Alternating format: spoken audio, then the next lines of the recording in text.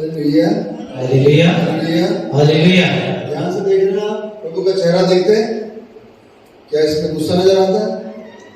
क्या दिखाई देता है? प्रभु तो करुणामय, प्यार से भरा हुआ है, दया से भरा हुआ है, और इसलिए जो ईश्वर का स्वभाव है वो प्रेम है। ईश्वर का स्वभाव कैसा है? प्रेम। वो ये आप निर्गमन ग्रंथ पढ़ेंगे, अध्याय 34 पंक्ति 6, निर्गमन ग्रंथ 34:34-6। प्रभु एक करुणामय तथा कृपालु ईश्वर है। वह देर से क्रोध करता और अनुकंपा तथा सत्य प्रतिज्ञा का धनी है। अर्थात प्रभु का स्वभाव प्रेम से भरा है, एक करुणामय और कृपालु ईश्वर है। तो निर्गमन ग्रंथ 36:6 हमसे कहते हैं। विधि विवरण ग्रंथ 7:7, विधि विवरण ग्रंथ 7 अध्याय पंक्ति 7 हमसे क्या कहती है? प्रभु ने तुम्हें, अब देखिए जितने लोग यहाँ बैठे हैं आपके लिए ये बात, हम सोच रहे संख्या संख्या संख्या, ज्यादा लोग ऐसा कुछ नहीं। प्रभु क्या कहता है? प्रभु ने तुम्हें इसलिए नहीं अपनाया और चुना कि तुम्हारी संख्या दूसरे राष्ट्रों से अधिक थी। प्रभु ने तुम्हें इसलिए नहीं अपनाया और चुना कि तुम्हारी संख्या दूसरे राष्ट्रों से अधिक थी। जब नेताओं की गैदरिंग होती है, जब भाषण वगैरह होता है, तो संख्या बहुत ज्यादा होती है। ना भी हो तो क्या होता है, बस भर भर के लाई जाती है, 100-200 रुपए देकर लोगों को खरीद लिया जाता है। क्या आपको मालूम है? कई बार है बस फ्री जा रही है, लखनऊ में गैदरिंग है, नेताजी भाषण देने वाले हैं, बस भरी जा रही है फ्री, तो लोग क्या सोचते हैं तो थोड़ा बहुत सुन लेंगे, बाकी लखनऊ घूम के आ जाएंगे, फ्री की यात्रा मिल रही है। तो बहुत भीड़ जाती है, लाखों की संख्या में लोग पहुंच जाते हैं सुनने के लिए, उन्हें खरीदा जाता है, उनके लिए बस फ्री की जाती है। यहाँ पर ऐसा कुछ नहीं है। क्या किसी को बस भेजेगी फ्री? किसी के लिए गाड़ी भेजेगी? नहीं। यह लिखा है ना, प्रभु ने तुम्हें इसलिए नहीं अपनाया या बुलाया चुना कि तुम्हारी संख्या दूसरे राष्ट्रों से अधिक थी। तुम्हारी संख्या तो सब राष्ट्रों से कम थी, इसलिए तुम्हें चुना। तो यहाँ पर बड़ी संख्या में लोग आने वाले थे लेकिन नहीं आए, प्रभु ने आपको चुना है। यदि विधि ग्रंथ अध्याय 7:7 कहता है कम संख्या इसलिए चुना है, और आप ही को चुना है, आपको बुलाया है। यीशु वह पुत्र है जो अपने पिता की महिमा का प्रतिबिंब है और उसके तत्व का प्रतिरूप है। प्रतिबिंब और प्रतिरूप, ईश्वर का प्रतिरूप और प्रतिबिंब यीशु है। हमने कहा भी शुरू में कि हम सब भी उसकी रचना है, उसने हमें भी अपने समान बनाया है। लेकिन कई बार क्या होता है, जब प्रभु में बनाता है, हमारे पास डॉक्टर भी बैठे, जब बनाता है तो निष्कलंक बनाता है। केवल एक पाप होता है जिसे हम कहते हैं आदि पाप, बाकी हम बिल्कुल निष्कलंक सुंदर होते हैं, और वो पाप भी हमारा बपतिस्मे के द्वारा समाप्त हो जाता है। लेकिन बाद में जैसे जैसे बड़े होते हैं, हमें अच्छाई और बुराई का ज्ञान होता है, और यहाँ से हमारी अच्छाई और बुराई की यात्रा शुरू होती है। फिर हम पाप और पुण्य की ओर बढ़ने लगते हैं, और अधिकतर हम किसकी ओर बढ़ते हैं? पाप की ओर। पाप बड़ा आसान है, पाप करने में एक अलग ही आनंद आता है, चोरी करने में अलग ही आनंद आता है, झूठ बोलने में अलग ही आनंद आता है। लेकिन ईमानदार रहने में तो कई बार हमें मुंह की खानी पड़ती है। ईमानदार कार्य करने पर हम पर ही दोष लगा दिया जाता है।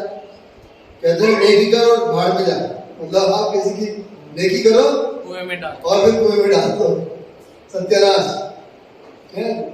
रोजा पढ़ने गया था, नमाज पढ़ने गया था, रोजा पहले पढ़ गया बोलते हैं, मैं तो अच्छे दुआ करने गया था, ये क्या हुआ, ये तो रोजा ही पढ़ गया पहले, अब तो खाना ही नहीं मिलेगा। तो कई बार इस तरह की भ्रांति हमारे अंदर होती है। इसलिए संख्यावान 15:13 में क्या कहती है? इससे बड़ा प्रेम किसी का नहीं यदि कोई अपने मित्र के लिए अपने प्राण अर्पित कर दे। अभी फादर जी ने एक फेसबुक में डाली थी, 2 फादर जो गोदावरी नदी में, एक ब्रदर है एक फादर है, और कुछ नहाने गए, उसके बाद मालूम चला वे डूब गए और उनकी मृत्यु हो गई। बड़े दुख की बात है। लेकिन अभी मालूम चला कि एक डूब रहा था, उसको दूसरा बचाने के लिए गया तो वो भी पानी में डूब गया। इसे कहते हैं मोहब्बत। आपने भी हाल में देखा होगा, जब समुद्र में लहरें उठ रही थी, व्हाट्सएप में एक आया था, एक परिवार गया है, उनकी 2 बेटियां हैं, पानी की लहर उठ रही है, समुद्र में बैठ के नहा रही है। अचानक से इतनी भयानक लहर उठती है कि पानी, कई कुंटल पानी आके गिरता पत्थर पर, उनको खींच कर समुद्र के अंदर ले जा रहा है, आपने देखा होगा। और पिता उनको बचाने के लिए वो भी कूद पड़ता है और तीनों की मृत्यु हो जाती है। लेकिन इससे भी बड़ा प्रेम ईश्वर का है, वो तो अपने प्राण देने के लिए तैयार है। उसका प्रमाण ये है, संत यूहन्ना अध्याय 3:16 में क्या लिखा, सबको याद होगा? God so loved the world that he gave his only son. ईश्वर ने संसार को इतना प्यार किया कि उसने उसके लिए अपना इकलौता पुत्र ही अर्पित कर दिया, जिससे जो कोई विश्वास करे उसका सर्वनाश ना हो बल्कि वह जीवन प्राप्त करे। तो ये बात सच है, सबसे बड़ा प्रेम, इससे बड़ा प्रेम किसी का नहीं कि कोई अपने मित्रों के लिए अपने प्राण अर्पित कर दे। अब ईश्वर तो आपको प्यार करता है, आप भी करते हैं।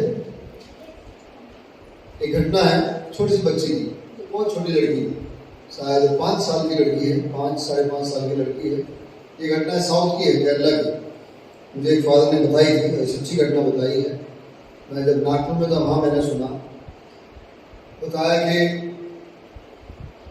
छोटी सी लड़की है, माता पिता हर संडे चर्च जाते हैं और चर्च में जाकर बढ़ चढ़कर विश्वविद्यालय में भाग लेते हैं। और एक छोटी सी लड़की है, क्वायर में खड़ी होती है, क्वायर तो गीत गाए जाते हैं वहां पर, गाने गाते हैं, उसमें खड़ी होती है और गाना गाती है। और ये लगातार जा रहे हैं और ये छोटी सी बच्ची पूरे उस पैरिश की बिलावट बन गई है। सारे पल्ली के लोग उसे बड़ा प्यार करते हैं, बहुत सुंदर सी है, अच्छी फ्रॉक पहन के आती है, अच्छा गाती है, सब लोग उसको प्यार करते हैं। एक दिन पल्ली पुरोहित उसको प्यार करता है। एक दिन उसे खांसी होने लगी, तो खांसी होने लगी तो पल्ली पुरोहित ने कहा, खांस रही बेटी, इसको दिखाओ। माँ बाप ने ठीक है दिखाएंगे। उन्होंने दिखाया नहीं। अगले संडे फिर आ गए चर्च, तो वो गाना गाई थी, फिर खांसने लगी, कुछ ज्यादा ही खांसी पड़ गई। तो पल्ली पुरोहित को दुख लगा, उन्होंने उसे गोदी में उठाकर बच्ची को कहा इसे ले जाओ दिखाओ। तो उन्होंने दिखाया, तो डॉक्टर के पास गए तो डॉक्टर ने बताया इसकी जो जुबान है, टंग में, जीभ है, उसमें कैंसर हो गया है, जीभ में कैंसर हो गया है और इतना बढ़ गया है कि उसको ट्रीटमेंट नहीं किया जा सकता। लेकिन हाँ, इसकी जुबान को जल्दी ही काटना पड़ेगा। छोटी सी बच्ची है, 5.5 साल की, गीत गाती है, सब पसंद करते हैं, सब प्यार करते हैं और उसका गाना भी बड़ा सुंदर है। लेकिन अचानक से कितनी भयानक खबर आई कि उसकी जुबान में कैंसर है और उसकी जुबान को काटना पड़ेगा। आप सोचिए उस माँ बाप पर क्या बीती होगी। तो माता पिता जो अपनी बच्ची को सजा धजा कर हर संडे गिरजे लाते थे और उससे प्रभु का गीत गाने को कहते थे, अब उस माँ बाप की क्या हालत हो गई। तो जब ये पल्ली को मालूम चला, पल्ली के लोगों को मालूम चला, पल्ली पुरोहित को मालूम चला, सब दुखी थे। उस संडे मिसल तो हो रही थी लेकिन सबके साथ झुके हुए थे, सब उस बच्ची को बार बार देख रहे थे, वो खांस रही थी। और डॉक्टर ने कहा था जल्दी करना है काम, नहीं में फैल जाएगा और इसकी जान भी जा सकती है। अब क्या हुआ, कैसे बताएं इस बच्ची को कि तुम्हारे साथ क्या होने जा रहा है? कैसे बताएं कि अब तक तुम बहुत अच्छा गा रही थी लेकिन कुछ दिनों के बाद अब तुम कभी नहीं गा पाओगे। माँ बाप के कलेजे पर बहुत बड़ा पत्थर था कि कैसे बताएं कि जो जुबान से तुम ईश्वर की महिमा करती हो, उस ईश्वर ने तुम्हारी जुबान में एक बीमारी दी है, वो कटने वाली है। खैर हिम्मत करके बच्ची पापा पूछी, पापा मुझे क्या हुआ है? लेकिन कोई नहीं बता रहा और दोनों माँ बाप रो रहे हैं। अब उसको लेकर गए डॉक्टर के पास, वहां पर वेंटिलेटर पर उसको लिटा दिया गया। अब वो ऑपरेशन के लिए जाने वाली है। तो डॉक्टर ने बोला, डॉक्टर ने तो बात नहीं सोचा, बोला बेटे अब तुम ऑपरेशन के लिए जा रही हो, तुम अपने इस जुबान से बाद में नहीं बोल पाओगी क्योंकि ऑपरेशन होगा। उससे पहले तुम क्या कहना चाहती हो? बात नहीं बोल पाओगे, अभी बोलो, तुम्हारे मुंह से तुम मम्मी पापा क्या कहना चाहती हो? तो सबने सोचा ये कहेगी, ओ मम्मी मैं आपको बहुत प्यार करती हूँ। इसने सोचा ये कहेगी, पापा मैं आपको बहुत प्यार करती हूँ। और इस तरह की बातें सब सोच रहे थे। उस बच्ची ने समझ गई, वो बच्ची कुछ गड़बड़ है, मैं नहीं बोल पाऊंगी, वो समझ गई। उसकी आंखों में आंसू आ रहे थे क्योंकि माँ बाप भी रो रहे थे। तो उस बच्ची ने कहा कि मेरे मम्मी पापा को बुलाओ। उसने उनका हाथ पकड़ लिया और कहा, आओ हम हे पिता हमारे की प्रार्थना गाएंगे। तो उसकी ये अंतिम इच्छा थी कि मेरी जुबान कटने से पहले मैं हे पिता हमारे की प्रार्थना को गाऊंगी। और उसने बहुत सुंदर ढंग से हे हमारे पिता की प्रार्थना गाई। सब रो रहे थे, वो गा रहे। उसने पूरा गाना गाया और उसके बाद उसकी जुबान ऑपरेशन के द्वारा काट दी गई। फिर शायद वो कभी नहीं बोल पाया। लेकिन मैंने उस बच्ची की एक बात को नोट किया, आपने भी किया होगा अभी। उसने ये नहीं कहा मम्मी मैं आपको प्यार करती हूँ या पापा आपको प्यार करती हूँ, तो प्यार है, लेकिन उसने अपनी जुबान कटने से पहले ये बता दिया कि ईश्वर मैं आपको कितना प्यार करती हूँ। Hallelujah, hallelujah, hallelujah. ईश्वर तो प्यार करता। अब आप कहेंगे ऐसा क्यों हुआ? उस बच्चे के साथ ऐसा क्यों, ऐसा अपराध या ऐसा कौन सी बात हो गई थी जिसके कारण उसको ये सजा दी गई, ये हम नहीं जानते। ईश्वर एक रहस्य है, वही जानता है, उसकी लीला पार है, उसके पास प्यार अपरंपार है, और लोग कैसे प्यार करता हमें नहीं मालूम। देखिए ईश्वर के पिता ने प्रभु यीशु मसीह को कैसे प्यार किया। उसने कहा कि तुझे मरना होगा। गेत्सेमनी बाग में प्रभु यीशु मसीह हाथ जोड़कर प्रार्थना करते हैं, पिता यदि हो सके तो ये प्याला मुझसे टल जाए, हट जाए, लेकिन मेरी नहीं तेरी इच्छा पूरी हो। तो प्रभु की इच्छा, ईश्वर की इच्छा क्या थी कि मेरे इस बेटे को सूली पर अपने प्राण देने हैं सारी मानव जाति के लिए। और मैं समझता हूँ छोटी बच्ची ने प्रभु के लिए अपनी जीत को कुर्बान कर दिया, और अंत में ये भी दिखा दिया कि प्रभु मैं तुझे कितना प्यार करती हूँ। तो इससे बड़ा प्रेम किसी और का नहीं कि कोई अपने मित्र के लिए अपने प्राण अर्पित कर दे। 1 यूहन्ना 4:8-16 में लिखा ईश्वर प्रेम है, ईश्वर प्रेम है, ईश्वर प्रेम है। अब कोई एक ही बच्चा बैठा, 2-3 बच्चे हैं यहाँ पर। एक और कहानी है, और ये बढ़िया कहानी, सुनना ध्यान से। एक लड़का था जिसका नाम राजू था, और ये राजू अपने हाथ से कुछ न कुछ बनाना पसंद करता था। तो आप जानते हैं बच्चे, जब आपका क्राफ्टिंग का कोई एग्जाम होता है या प्रैक्टिकल होता है तो आप बहुत सारी चीजें इकट्ठी करके लाते हो। तो इस राजू ने आइसक्रीम की डंडियां होती, आइसक्रीम की डंडी वो लेकर, बांस की लकड़ियां लेकर और बहुत सारी चीजें लाकर इसमें बहुत सुंदर नाव बनाई। क्या बनाई? नाव बनाई। ध्यान सुनिएगा, बहुत सुंदर नाव अपने हाथ से बनाई, क्योंकि ये बच्चा बहुत टैलेंटेड था, इसके अंदर एक गुण था, और ये बहुत सुंदर तरह से नया नाव बनाता जा रहा था, क्योंकि ये इसकी इच्छा थी। और बनाते बनाते बनाते उसने पूरी कर दी, बहुत सुंदर अच्छी जगह रख दी घर में। अब रोज स्कूल जाता था, आता था, स्कूल जाता था। एक दिन स्कूल गया तो इसके एक मित्र ने उस नाव को चुरा कर एक दुकान में बेच दिया, पैसे लेके चला गया। अभी जब स्कूल से घर आया तो उसने देखा कि इसकी नाव है, बहुत दुखी हो गया, क्योंकि इस नाव को इसने स्वयं अपने हाथों से बनाया था, लेकिन क्या हो गई, वो चोरी हो गई। बहुत दुखी था। तो स्कूल जा रहा था, जब भी आ रहा था, जा रहा था, एक दिन उसने ध्यान से देखा कि दुकान में इतना सा आधा टुकड़ा दिख रहा है, और उसे ऐसा लगा ये वही नाव है जो मैंने बनाई थी। तो और अंदर गया, और अंदर देखा तो वही नाव थी जो उसने बनाई। तो भाई साहब ये तो मेरी नाव है, मुझे दे दो। नहीं, इसे मैंने खरीदा है, अगर तुम्हें चाहिए तो आप पैसा दो और ले जाओ।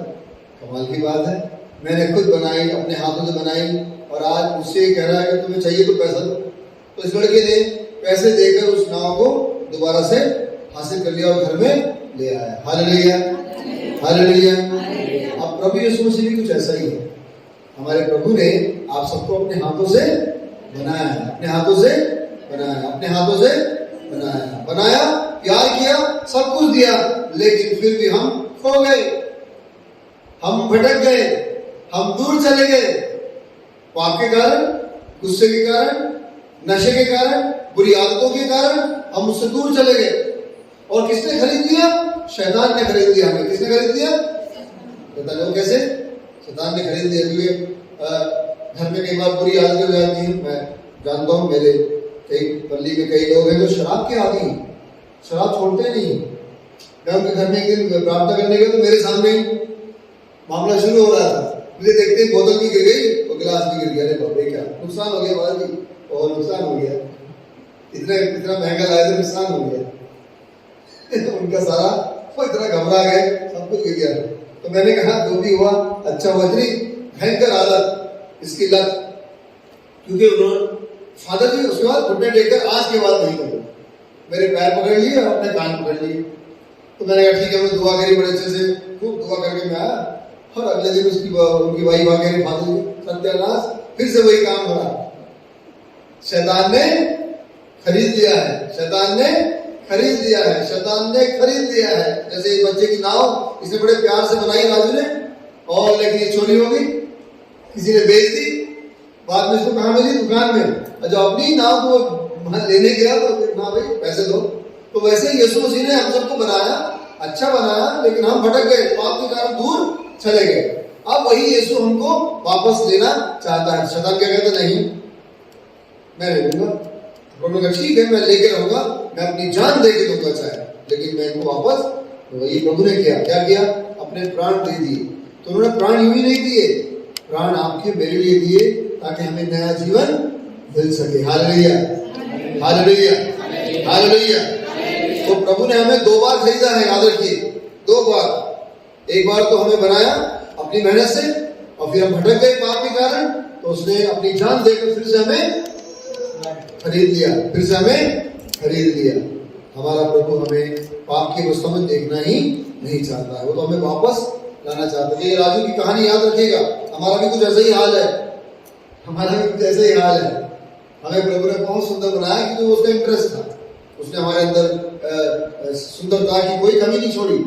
अपने आप को देखिएगा, आप अपने आप को तो बच्चे विशेष कर देखिएगा, आप कितने सुंदर है, बहुत अच्छा बनाया, इनोसेंट, निर्दोष, निष्कलंक, निष्कपट, पवित्र बनाया। एक जैसे आप बड़े होते हैं, पहले पेंसिल चुराते हैं, फिर पेन चुराते हैं, मम्मी के पर्स से फिर 10 रुपए चुराते हैं, 10 के 20 हो जाते हैं, 20 के 100 बन जाते हैं। थोड़ी देर बाद दोस्तों के साथ गैदरिंग शुरू हो जाती है, फिर वहां से दूसरों को चिढ़ाना, छेड़ना, चोरी करना। फिर थोड़ी देर बाद माँ एक ठेली वाला अमरूद बेच रहा है, उसका अमरूद का स्वाद ही अलग है, उसमें वो अफीम डाल रहा है, वहां पर जाकर नशे की आदत में पड़ जाना। और ऐसे करते करते करते हम शैतान को लिए पूरी तरह से बिक जाते हैं, पूरी तरह से दूर हो जाते हैं। प्रभु हमें दूसरी बार फिर से खरीदता है वापस, लेकिन फ्री में नहीं, इस बार वो बड़ी मेहनत करता है। अपने दोनों हाथों में कीले ठोक दो, पीठ पर मेरे कोड़े मारो, मेरे पैरों में कीले ठोक दो, क्योंकि मेरे जो बच्चे हैं जिन्हें मैंने बनाया है मुझे वापस दे दो। तो जान दे देता है और हमें वापस लेता है। तो आप याद रखिए, आपको प्रभु दोबारा प्राप्त करने के लिए यहाँ बुलाता है। ये आश्रम में हमारे आने का मतलब क्या है कि हम उस खुदा के पास पहुंच जाए। और वो खुदा भी आपको बुलाता है, मैंने कहा ना, बुलाए गए बहुत हैं, चुने गए थोड़े, आप ही को बुलाया गया है। शायद वो हर एक को चाहता है कि मैं इन्हें दोबारा हासिल कर दूं, जिन्हें मैंने बनाया, जो मुझसे भटक गए, मैं इन्हें दोबारा प्राप्त करूं। तो हम 2 बार खुदा के हो जाते हैं, 2 बार। एक बार तो हमें बनाता है और फिर हम उसको कहाँ जाते हैं आपको ही पता होगा, भटक जाते हैं। लेकिन जब हम पाप की स्थिति से निकलना चाहते हैं, दोबारा खुदा हमें अपने पास बुलाता है। Hallelujah, hallelujah. ईश्वर प्रेम को स्वीकार, ईश्वर के प्रेम को स्वीकार न करने, अनुभव करने के कई कारण हैं, कई कारण हैं। हम जल्दी खत्म करेंगे, फिर थोड़ा ब्रेक लेंगे। कई कारण हैं।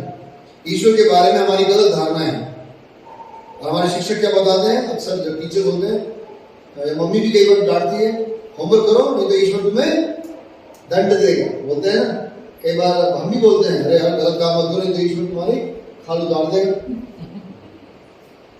और कभी हम खुद भी कहते हैं, हो चोट लगी, अरे ईश्वर ने मुझे दंड दे दिया, सजा दे दी, सर में लग गई या पैर में लग गई, कोई गिर जाए, हो ईश्वर जरूर इसके पाप माफ कर रहा है। ये गिर किया ऐसे मतलब कुछ ना कुछ गड़बड़ किया ऐसे। सब्जी काट रहे हैं, चक्कू से हाथ कट गया, अरे कल मैंने गाली दी थी ना पड़ोसी को, इसलिए ईश्वर ने मेरे उंगली काट दी। कई बार हम ईश्वर को ऐसा मान के चलते हैं कि वो दंड देने वाला है, पनिशमेंट देने वाला है। मैंने शुरू में कहा, ईश्वर पनिशमेंट देने वाला नहीं है।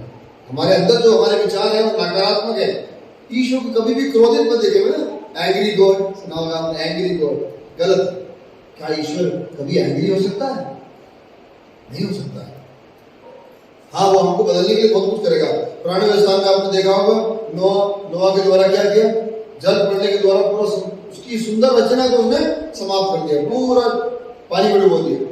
कुछ लोगों को चुना जो अच्छे थे, उनको बचाया, और उसके बाद आप जानते हैं जल पड़ने समाप्त होने के बाद धीरे से फिर से सृष्टि में छोड़ दिया। शायद वो हमको खोना नहीं चाहता, इसलिए तो सबको नष्ट कर देता। वो कहता दोबारा आदम है वो बनाऊंगा, लेकिन ऐसा नहीं किया उसने, हमको नष्ट नहीं कर। हमारे अंदर जो है नकारात्मक विचारधारा कभी नहीं होनी चाहिए ईश्वर के प्रति, याद रखिए। कई बार हम कहते हैं कोई किसी के घर में आग लग गई, कोई दुर्घटना हो गई, एक्सीडेंट हो गया, कोई विकलांग पैदा हुआ, किसी को दिखाई नहीं दे रहा है, तो अरे कोई जन्म में इसने कोई गुनाह किए होंगे इसलिए इसका बच्चा विकलांग हो। जी नहीं, प्रभु कभी नहीं चाहेगा। क्या वो आपके पूर्वजों के पाप को उस बच्चे पर निकालेगा? प्रभु कभी दंड नहीं देता। ये तो हमारे शैतान के काम है, ये शैतान के काम हो सकते हैं, ईश्वर का काम कभी नहीं हो सकता। तो ईश्वर प्रेम है, या प्रेम ईश्वर मैंने शुरू में बताया, आपने खुद बताया, गॉड इज लव या love is God, God is, याद रखिएगा। नहीं तो हर मान लीजिए शराब पीते हैं, शराब पीने बड़ा आनंद आता है ना, शराब पीने का बड़ा प्यार आ रहा है, मतलब ईश्वर प्यार ईश्वर है, तो शराब पियो तो प्यार है, वो अच्छा लग रहा है, ईश्वर है, ऐसा हो ही नहीं सकता। God is love, not love is God. तो हर चीज जिसमें आनंद आता है वो अच्छी नहीं है, कई चीज, और वो कभी भी ईश्वर नहीं हो सकती है। तो ईश्वर प्रेम है, ना कि प्रेम ईश्वर है। प्रेम इन्वर्टेड कॉमास में प्रेम अकेला ही सब कुछ नहीं है। प्रेम को उदाहरण मैंने बताया, कई तरह का प्यार है। कभी कभी किसी को दूसरों को चोट पहुंचाने में बड़ा प्यार आता है, मजा आता है, अच्छा लगता है। कभी किसी को पीटने में मजा आता है, क्या मारा मैंने और मारूंगा, किसी को होता है। शादी होते ही तो सोचते बस अब मेरा हाथ मेरा ढीला कर दूं, फ्री का व्यक्ति है, खूब मारते हैं, बीवी है, गलत है, ये प्यार नहीं हो सकता, ये ईश्वर की तरफ से नहीं आता है। कभी हाथ में उठाइएगा। जो फिजिकल पनिशमेंट ना, ये कभी भी भयंकर पाप है, भयंकर पाप है, ये नहीं करना चाहिए हमें। कई बार हम सोचते हैं हम अपनी ताकत दिखाते हैं, और हम ये इसके लिए ईश्वर ने हमें नहीं बनाया, ईश्वर ने हमें इसके लिए नहीं बनाया है। तो याद रखिए, गॉड इज लव, ईश्वरी प्यार है। और प्रारंभिक ईसाइयों के बीच भी एकता और प्यार का वर्णन हमें किया गया है एक्ट्स ऑफ द एपोस्टल्स में। प्रेरितों के कार्यकलाप अध्याय 4 पंक्ति 32 में पढ़िएगा क्या लिखा है। वे एक हृदय और एक आत्मा थे, और सब कुछ जो उनके पास था एक साझा था। जो प्रारंभिक कलीसिया थी, प्रभु का कार्य करने वाले लोग मिलकर रहते थे। इसके बारे में बहुत सारी बातें हैं, अभी हम ब्रेक लेंगे, मैं फिर उसको यहीं से समझाऊंगा कि प्रारंभिक कलीसिया और आज की कलीसिया में कितना अंतर है।